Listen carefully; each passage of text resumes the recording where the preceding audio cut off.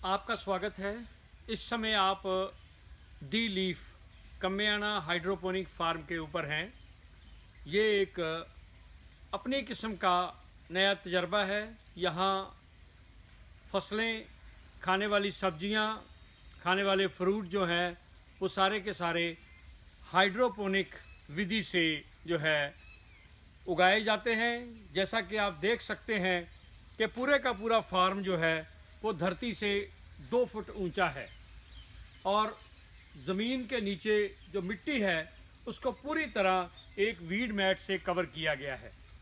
इस पूरे फार्म का जो आकार है 2000 वर्ग मीटर है, यानी कि 4 कनाल में ये फार्म है।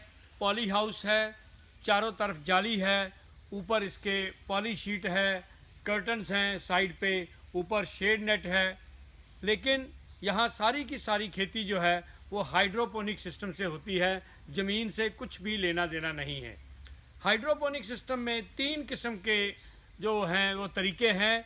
एक तरीका है NFT, जिसमें चैनल्स में पानी चलता रहता है। इस चैनल में पानी एक तरफ से एंटर होता है, यहाँ आके पानी जो है वो बाहर निकलता है और वापस टैंक में चला जाता है।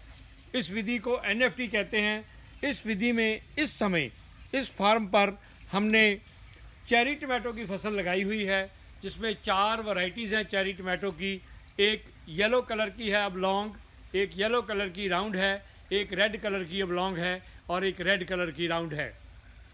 इसी तरीके से दूसरी विधि है डीप वाटर कल्चर सिस्टम, जिसमें कि पानी एक टब नुमा टैंक में रखा जाता है।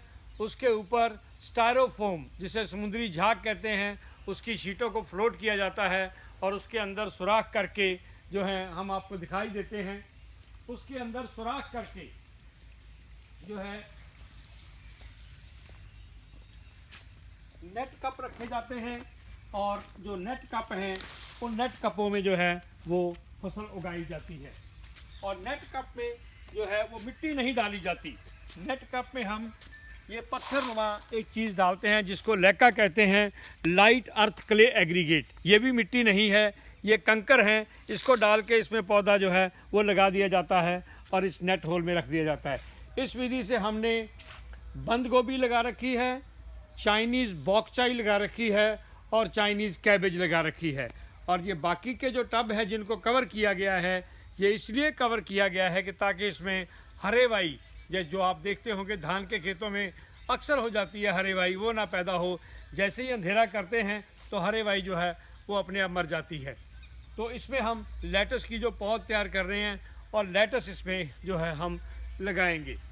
तीसरी विधि है हाइड्रोपोनिक की, तीसरी विधि है सबस्ट्रेट कल्चर, जिसमें कि सबस्ट्रेट जो कि कोकोपीट, परलाइट और आपका नेचुरल पीट और उसके बाद आपका वर्मीकोलाइट, इसका मिश्रण बनाया जाता है और पौधे इसमें उगाए जाते हैं। उसमें भी मिट्टी का कुछ नहीं है, तो छोटी छोटी बकेट्स में उसको भर लिया जाता है और उन बकेट्स को ड्रिप इरिगेशन के साथ सिंचाई की जाती है।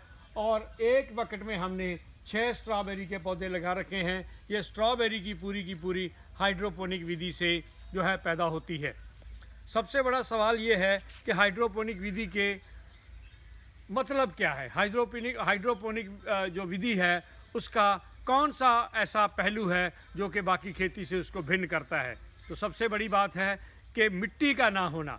किसी भी चीज़ को, किसी भी पौधे को, उसकी जड़ को या उसके किसी भी हिस्से को मिट्टी बिल्कुल नहीं लगती है। और मिट्टी में हम देसी खाद डालते हैं, रूढ़ी की खाद डालते हैं, जिसमें कि मैला होता है आदमियों का, जानवरों का, सूअरों का, कुत्तों का या और किसी जानवर का। तो उस मैले में बहुत सारे कीटाणु होते हैं। हमारे यहाँ कोई प्रावधान नहीं है कि उस मैले को, जिसको हम फार्म यार्ड मैन्योर कहते हैं, हम उसको स्टेरलाइज कर सकें। हमारे ऐसा कोई प्रावधान नहीं है।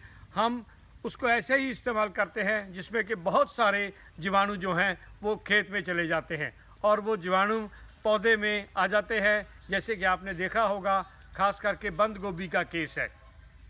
बंद गोभी में अक्सर जो डॉग सिस्ट है या सिस्ट है टीनिया सोलियम का, जिसे कि हम टेप वर्म कहते हैं, वो पाया जाता है, जो अंदर जाने के बाद कहीं ना कहीं लॉज हो जाता है। आपको याद होगा कि हमारे बहुत ही मशहूर टेनिस प्लेयर लिएंडर पियास को भी जो है ये इसने नहीं छोड़ा था, उनके भी ब्रेन में ये जो कीड़ा है ये लॉन्च कर गया था।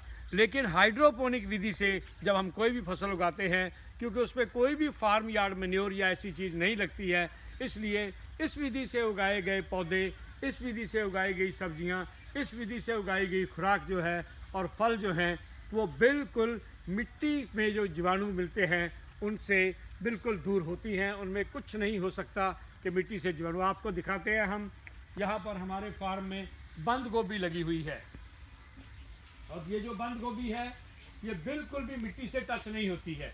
आप इस बंद गोभी का पत्ता देख सकते हैं, एक भी किसी भी किस्म का ना कोई कीड़ा इस पे है, ना कोई इस पे फफूंदी है, ना कोई इसको धरती के साथ है। अब इसको अगर हम निकाल के आपको दिखाएं तो ये जो बंद गोभी है ये पूरी की पूरी, इसमें जड़ें जो हैं वो एक NFT चैनल में हैं। ये इसकी जड़ें हैं, जड़ों का रंग देखें आप, और इसको जड़ों को बिल्कुल भी मिट्टी ने छुआ तक नहीं है। जब जड़ों को मिट्टी ने नहीं छुआ, पत्तों को मिट्टी ने नहीं छुआ, तो एक बात तो निश्चित है कि इस बंद गोभी में टीनिया सोलियम का सिस्ट जो है, जो टेप वर्म का सिस्ट है, वो हो ही नहीं सकता, नज़दीक नहीं आ सकता, चाहे इसको आप बिना धोए खा सकते हैं।